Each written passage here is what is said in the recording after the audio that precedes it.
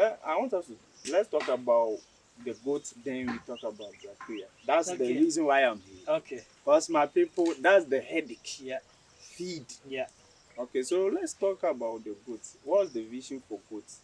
You were saying you want to keep like Yeah. the number I mean, I can go as much as I want. Like, there's one no million limit. goats. There's no limit for me now at this point. Yeah. Okay, so take us to the goats and the plan for that. Okay. So as I said, so now currently we are standing in the Sementia L&D farm. Okay. So this is a research center Yeah. where we are researching. What are we doing? So we're doing something basically. We're experimenting with the goat genetics. If you're watching me, then you know the size of a West African dwarf. It's like that, right? Yeah. That West African dwarf is sold at $50, around $50, which is maybe 700, 800 cedis in Accra, right? If you go to the north or to the villages, you might get it at 500 cedis. That same goat, right? You're going to use human resource to take care of them. You're going to build a pen for them, and probably going to provide them food, whether they are roaming or you're giving them the food. So you need this three resources and medication. Yeah. So you need this four.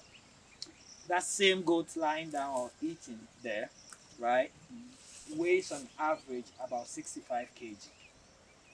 That goat is sold in South Africa $900. Okay. If you get a good looking one, depending on their status, $1,000.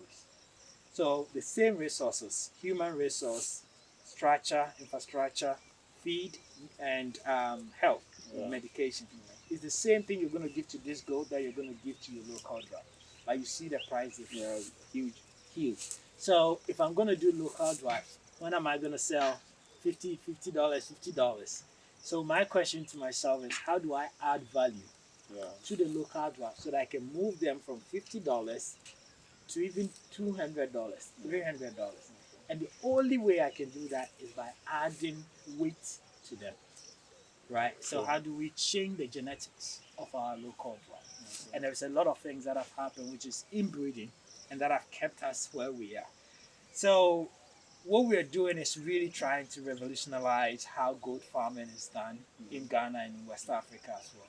So I have three strategies. So I have imported the Boa goats, the Sahara, the Savannah, and the Kalahari from South Africa.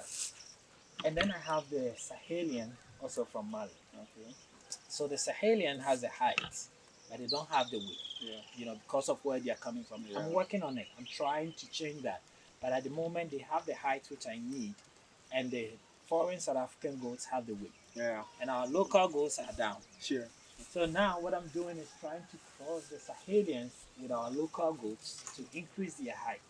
Because the last time I tried a Boa goat on a local goat, it killed it. Oh. Yes. Yeah, I saw a video. Exactly. Yeah, right. I saw a video. So now if a savannah can cross a local, it brings it up so that the foreign can now mount it and add a weight to it.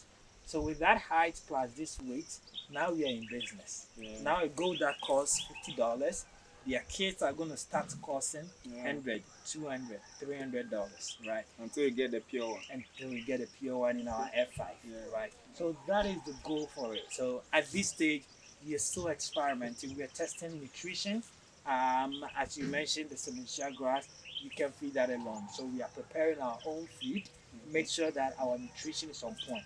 Because for the past maybe 4 months, none of these goats have stepped a foot outside. Okay. We've been feeding all of them here.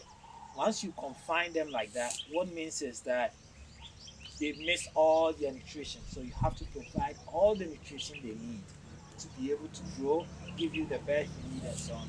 And that's what we are also working on. So health, nutrition, management, and identification. So basically that's what we're experimenting with goats now. Once we have that right, now we go into the tens and thousands of scaling into a commercial farm. So at the moment we are not yet a commercial farm.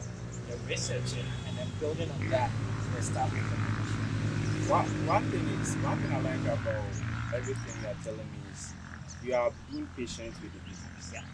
A lot of people, they want to get in by 6 9 times, they are making profit. That's our problem now. People want to go in, okay, the next 6 months, how much will I get? The next 1 year. But sometimes you have to wait time and let the business grow for you yourself to understand what you are doing. Yeah.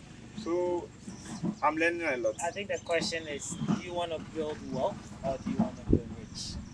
Right. So what I want to do is I want to build wealth. I want to build something that doesn't only 6 months will only give me money, right?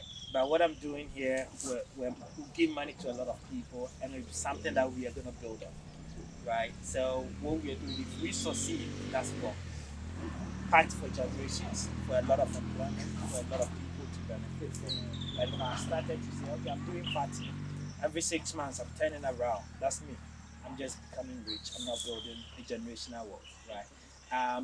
And I won't blame you if that's what you want to do. I always consider myself lucky and privileged to be able to have the patience and endurance to go through what I go through to get to where I want to get to, right?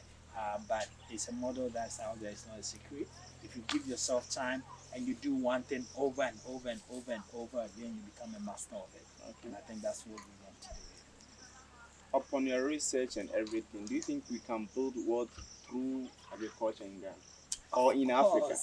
Of course, we can build the world. I sold my cows. Like that was a huge money for me. Okay. You can build wealth in agriculture, dude. Where else could you build wealth? You know, I've been everywhere. I've traveled to over 60 Yeah, countries. that's where I was coming. Like, come on.